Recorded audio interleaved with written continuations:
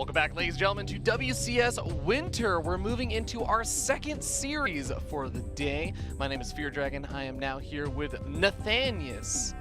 What's up, Nate? I literally just woke up and got on here to do this segment. What's up? You were so excited that you went comatose to pass the time. That's right. Until this series. That's right. Not only did we start at 7 a.m. yesterday and today, but we also had the passion to stay up and watch GSL last night. Did you guys do the same? No spoilerinos. No spoilerinos. Good times, though. Okay. Yeah, it was some fun matches. I enjoyed a Protoss versus Terran that happened. I've been having bad dreams lately. I needed to see Nick Tasteless Plot's face with that gorgeous beard in order to be able to come. Yeah, they got a new setup and everything. They're on the ground floor. And now I'm sleeping so comfortably that I actually just don't stop sleeping. So that's my day. That's my day. That's a pretty good StarCraft day. happening though, right? I heard there's a Dutch player competing, so I was like, you know what? Yeah, I'll cast this match. That sounds good. Yeah. The only thing that gets Nate more excited than watching a Dutch player play is, in fact, this gateway skin from the war chest.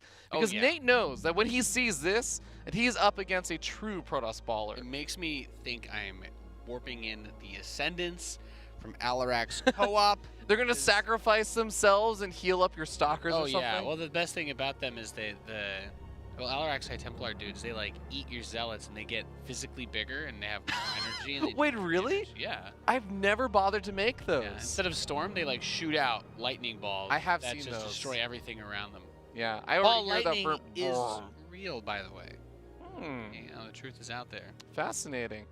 Of course, if you guys are interested in that, you guys can purchase the war chest. 25% of the proceeds go toward esports initiatives in 2019. It won't give you Ascendants in ladder, though. That would be broken. Those units are way too good. Yeah, maybe one day. Maybe one day.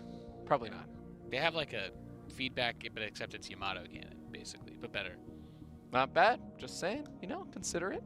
But of course, we are going to be moving into our second series for the day. As mentioned before, it's going to be a Protoss versus Zerg, Harstem versus Starbuck, two veterans of the StarCraft, who've seen as all of the guys in today's group are veterans. I think Starbuck actually hitting that age of 30 now. He's not the oldest person in the group, which is, I'm sure, a feels-good moment. Yeah, you know, you go through the weird cycle of life as a memer where at some point you do become the old man where none of your jokes are relevant anymore and you kind of have to get with a new thing. I don't know if Starbucks picked up on dabbing yet. Could leave him at a disadvantage in this matchup. Harstem's got a few years on him, and I think Harstem's pretty a little hip. Yeah, Harstem's a little bit more hip. He's in with the young folk. He's one of the guys that I feel like creates phrases and words that the StarCraft community starts to use. Harstem would say lit if he was interviewed and he was having a good time after he wins this match. Yeah. So, yeah. Well, of course, with this Protoss versus Zerg, it's going to be pretty interesting just because I think that Starbuck, they haven't actually played each other for quite a bit of time, but Starbuck is going to be a bit of an underdog coming into this. He is one of those players that I think was probably really happy that was able to qualify for WCS Winter. It's been a while since we saw big results out of this guy. And Harstem's that guy that's always teetering at the edge, and everyone's always saying, you know, hashtag year of Harstem, hashtag year of Harstem. Is it a year of Harstem this year, Nate? This is the true determining factor. Well, I don't really think that it's like a question anymore. It's just... The year of Harstem is just a state, like the state of matter. It just is, right? And that's it. Every year's the year of Harstem. Yeah, I mean, if we could find proof, if we had like actual antimatter in our hands, maybe we could say that there's a year that's not the year of Harstem, but I remain unconvinced thus far. Well, in our scientific endeavor, I believe we're going to be starting game number 1 of this series to determine if it is, in fact, the decade of Harstem or not. We're moving into Automaton for game number 1. Kind of interesting that we're moving to this so quickly. I love Automaton. We haven't really seen this one played yet, right? We've seen it a few times. Kind of been clinging to Port Alexander, Kairos Junction, and we've actually seen a couple times now Year Zero. That's true. We have seen a few times the Year Zero map, but let's jump into the top right-hand corner of the map. Top of that blue Zerg player from Team MIA. He is Starbuck. Not to be confused with Starbucks. Nope. It was raining in LA this morning. I did not make the dangerous journey. Which is funny because this is the only day that I bothered to make the journey. Yeah, and this is why I'm half awake right now. In the bottom left, as the red Protoss player, our Dutchman, he is Harstem. He's a cool guy. That graphic looks interesting. It's just 93,400, whatever that means. I'm going to assume that's dollary dues. It's WCS points. We're like, you know what? This guy is so good. We just decided to award him WCS points before the season started. Not actually, but No. that'd be pretty cool. This guy did recently commentate. He was one of the main commentators of the Caster Invitational. Who casts the casters? It's this guy, actually. I heard he had a really cool portrait put in the game of him alongside that other really cool guy that I loved watching on WCS Challenger and WCS Winter. He's a man with a lot of passion. I think his name was Fear Dragon 64. It's Dragon Rage 64. According to the BattleNet page for portraits, it was Fear Dargan for a little bit. Feels Dargan, man. Feels Dargan, man. Well, of course, if you guys are interested, I think his portrait is still available for purchase. If you guys like it, Harstem's caster game. Yeah, that's actually literally right next to his next. Yeah. That's what was showing off. It's pretty cool. So, Automaton, bit of a wide open natural, kind of annoying to wall off. You do get the wall, but then it feels also very far away from your Nexus. So there's all kinds of small annoyances on this map. It is a cool map, though. My favorite things about Automaton are the distance doesn't actually feel as bad as it can look, but the air distance is pretty short from main to main. If you're going to do something like Stargate War Prism as a resident battlecruiser builder, I do like that. But the bases, it's just neat. This map kind of employs one of those principles that I like when map makers really use, which is a little bit of something, but not too much. The minerals within the center with the gold base. There's a whole lot of weird stuff you can see there. So, but Nate, let's really quickly talk about the fact a lot that of there's lings. 19 workers and, a lot of lings on the way. And there is going to be a full wall off over here before the lings get to the side of the map. And most importantly, the probe saw a few of the lings. Now, I think he only saw about 6 lings. So he doesn't necessarily know exactly what's about to be hitting him. But it's very important that he left his adept back home. He brought his first adept back home. And this is always like a 50-50 thing. Some Protoss players... Does he need a shield battery to hold this, though? You want that shield battery? Oh my god, he's getting a Phoenix first. Your depths out. Don't move your depths out. Yeah, okay, well, no Oracle to laser beam down those... Oh, that's really bad. That's really bad. He's getting a second pylon up now. Okay, the Adept Shade sees. He knows 100% what's going down. So I believe the second Adept should be able to get behind that first one. No, he's actually just going to fully wall off with the pylon. One Adept is going to go down. Maybe be able to supply block Starbuck. That actually is going to be a pretty big supply block right now. 12 lings on the way, but with that Overlord going down, this is kind of one advantage you can get out of that Phoenix. But normally you really want an Oracle in this situation, or shield batteries. He's still not throwing any down, though. Yeah, losing that Cybernetics score would be really huge, especially if it gets picked up before Warp Gate finished. They gave that 14-second buff, but it's not enough to finish it. Oracle's here. Situation perhaps. There's the Oracle coming out as you were talking about, but the surface area available to attack these buildings has increased a bit for Starbuck, and he is really forcing Harstem to build the most awkward wall in of all time to try to hold the door here against the Zerg onslaught. He is doing a great job, though, and really critical. The pylon on the south side has made sure that this gateway has never been unpowered, so he's had continuous unit production. He's gotten out 2 more adepts, is continuing to whittle away at that Zergling count. The Oracle is out of energy, but it's killed 16 of its own lings. And you can see that Starbuck is just not making that much progress. Another pylon going to be coming down. Another Oracle pops on out. Zealot does pop out at the last second and is going to be able to hold the wall on the other side. But Starbuck finally is going to... He's not actually backing off right now. He's backing off, but he's not halting the Zergling production. This looks like a full NA build, to be honest, man. I'm seeing the Protoss player rebuild their wall almost all the way back to that Nexus. I'm like, when... It's no longer a problem, Nate. You're right next to the Nexus. At some point, he's going to reach the main base and be like, nope, just keep building the wall further back, further back. And the Oracles, they are so good at clearing this up, but then they run out of energy, and you're like, no, man, he's just not going to stop building lings. Yeah, of course Warp Gate technology gets slowed down, but this entire time there's just more Oracles being made, and that is it. GG Harstem. Well, that happened. With some fantastic defense. He made that look easy in some ways. Oh, yeah. Well, playing that is not your worst nightmare. When you're playing the game, you're trying to defend, you're trying to keep your units moving around, you're getting poked, you're getting attacked. Well, not really, you're getting all in. Yeah. But you make one mistake with like, oh, put this building here, or you put it down a second too late, or you go to place it and it like moves one of your adepts a little bit, and then lings come through. As soon as they're through, it's like boom, those 2 adepts super dead. All your probes dead. Game's completely over. You know, it's terrible. It is a bit of a tough start there for Starbuck. Part of what you hope for is that the adepts go to the other side of the map, and then you either catch them in the center of the map, or you at least make it through the wall in right before the second adept is able to make its, or the first adept makes its way back, because the first adept will suicide in or something. Then the Protoss realizes something's amiss and things kind of go awry. But I have to say, when you see a Protoss player holding it that cleanly, especially since he didn't have like a shield battery or anything, yeah, with the Phoenix first, like you mentioned, so the Oracle was not even out as fast as it would have been. A lot of Protoss players will get the Oracle first for explicitly that reason alone, just to be able to defend if anything weird like that happens. A lot of the time you see Protoss players and it looks like they're just doing all the super adaptive on the fly walling off, and while there is definitely a degree of that, because you don't know what buildings Zerg players are going to target fire down, a lot of that is just experience. You face off versus that enough times, you start knowing exactly where to put those buildings. Like, for example, the second pylon still powering all of those buildings on the south side after the first pylon gets sniped off. That's huge. That's so important. That's something you learn through tried, repeated experience and exposure to those kind of builds. Yeah. Really, really good defense. Of course, Harstem is no stranger, Fear Dragon, to the Gouda when it comes to real life or StarCraft. He has been around a very long time. Harstem's a really good player. Really fun to watch, too. I think Starbuck bringing out a build like that, I don't blame him, because I think Harstem is favored. Definitely a very difficult draw. I mean, if you are Starbuck and you want to get out of this group, you're like, well, I kind of need to cheese out a player like Harstem or a Laser. You see Braddock is probably one of the more beatable players, only because he doesn't have the results the other two have over the last year or so. But, you know, that doesn't put you into the top 2, which is the only way out of this group.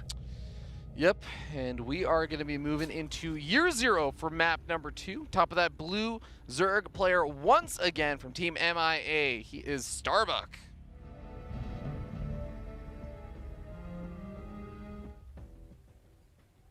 And his opponent in the northeast, our red Protoss player. He is Harstem. Game paused. P. Okay. So it begins as we wait to just find out what's going on. Hopefully everything is all right. Perhaps this map is really dark. Okay. Okay. The game is fair enough. You know, got to make sure you can spot out those links. Bother you? I actually enjoy them because, not gonna lie, there is this one 4v4 map that I sometimes encounter, and every time I find it, I never remember what the name of it is, but every time I see it, my eyes go blind because it's so bright. That's wonderful. Yeah. It's my favorite I feel part like of the a day. lot of people lowered their brightness after playing on We're Stasis. back in the game, by the way, guys. We're back into the game. But after a season of playing on Stasis, a lot of people probably like really lowered their brightness, and then they go into a dark map and they're like, oh my god. Where are my units, actually? See, this is where you get that war chest skin. Your gateways, your cannons, they blend into the background. That's they won't right. even. That's right. If I won't even see play them. with the forged skins on this map, you can just actually be straight up Amon Bro on this map. That'd be pretty sick. By the way, I would not doubt if Starbuck tried something a little cheesy again. Maybe not the same There's build. no reason not to be aggressive. He's also got a little bit of a history being a bit cheesy in the past. Yeah. The thing about playing at this level is you have to be aware of your limitations, and you know, it's always a weird thing, like when you're playing a game on the ladder and you get a matchup and you're like, well, I'm not supposed to beat this guy. And oftentimes, you know, a response you would get is like, well, yeah, you gotta try though, you know, it's a learning experience. And it's like, well, Starbuck's not here to learn. He has to pull out whatever ridiculous build he can do to try and steal the series, because Harstem is a really good player. He's been super active. He's been doing stuff all over. Definitely one of the favorites, if not the favorite of the group.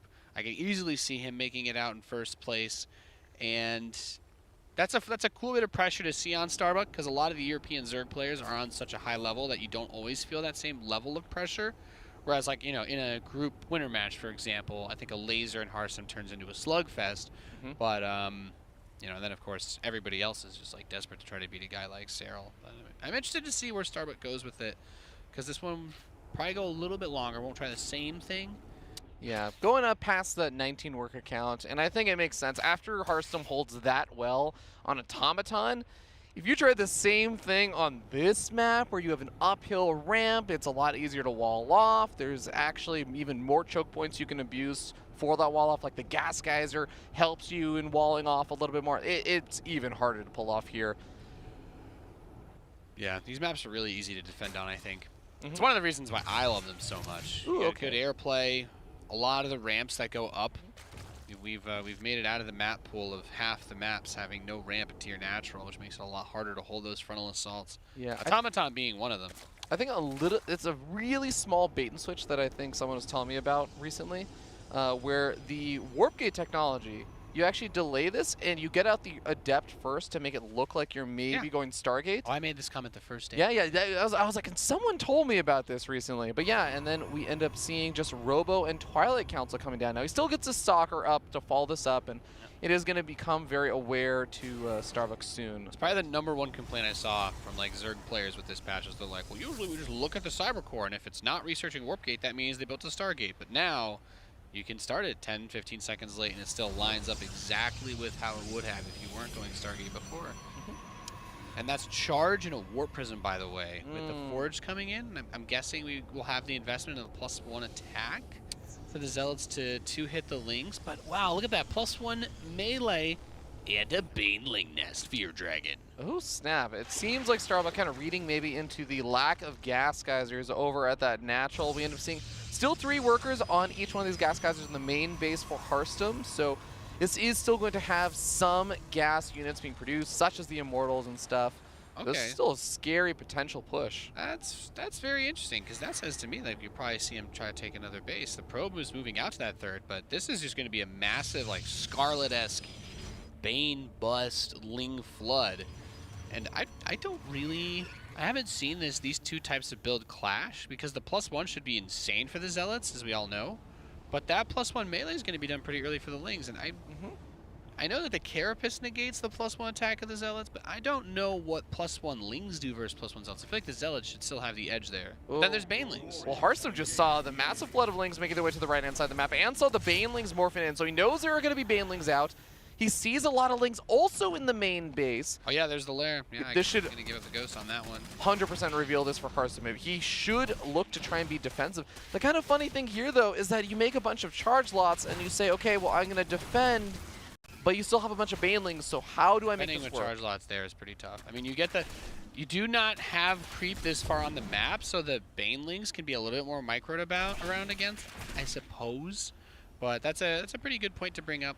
I do want to see, I mean, with +1 melee finish, I feel like, you know, Lings here have a lot of potential. This upgrade doesn't usually get picked up this early, but sniping something like this Nexus could be very real. There it is, the surround.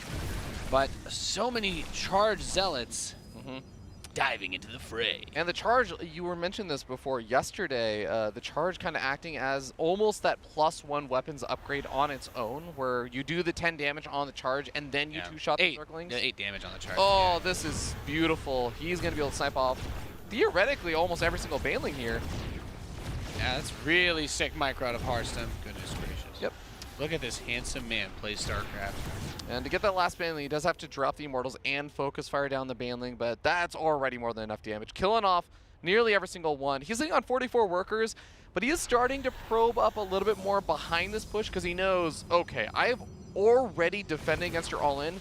Your worker count's not going to be there, and you're probably not going to have units alongside the worker count. So as long as he doesn't take massive Baneling hits, this is going to be hard to defend. I mean, I'd like to see him also, like, just fan these Zealots out, send some into the natural, maybe try to squeeze a few into the main, let the Banes and Lings fight a lot of his forces. He can always pick up with the Prism since there's no Hydralisks, no Mutalisks on the field, and just spam out those Zealots. There we go, another warp in of 4 are going to come by. He's got the Observer here to help clear up the creep tumors as the army advances, makes way into the natural, and a nice little hiccup there. Harstem's micro, impeccable, trying to save his forces.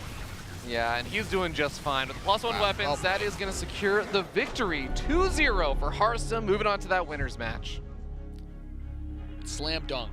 You know, Harstem is tall enough to literally slam dunk. So that's He is a that's how very I tall imagine it. individual. I imagine that this series was Harstem playing a little one-on-one street basketball outside and Getting you dunked know, on. Yeah, straight up schooled him. Alley-oop to himself. Throw a backflip in there, because why not? I mean, we do see two pretty dominant first series in today's group. A Laser and also Harstem, I think, big favorites in this group. And the clash of those two guys in that winners match is definitely going to be something to look out for. A lot of people are probably excited about that when they saw this group. Yeah, I know I was. winners match is going to be amazing. I actually also think that the lower bracket match is also going to be a lot more interesting here as well. Starbuck Braddock versus Starbuck is going to be a much more, I think, entertaining match than the previous ones, only because the skill difference is obviously very clear. A Laser and Harstem are two of the best players in Europe going up against. I mean, I'm not going to say that Starbuck or Braddock are bad. I am actually a huge fan of Braddock. I watched them a lot growing up, but they're just not on these guys' levels, right? These guys have been really crushing it in WCS. It's not an insult, right? Jeff was saying how, you know, a Laser is a semifinalist at BlizzCon. Yes, the standards are pretty high here. Yeah, exactly. That's what I'm saying. Well, congratulations again to Harstem on a strong start to the decade of Harstem in 2019 as we move on forward. And I think if we take a look at that schedule in just a second, we'll be able to take a look and see all of the remaining matches going on today. Beautiful. Braddock versus Starbuck, as per usual, is going to be the first match as we go to the lower bracket match. Then the winner match of a Laser versus Harstem. They get the special privilege of also having their portrait shown on the screen for winning. And after that, we'll see who is playing in that decider match to see who is the second player to make it out of Group C. We'll see you in a bit.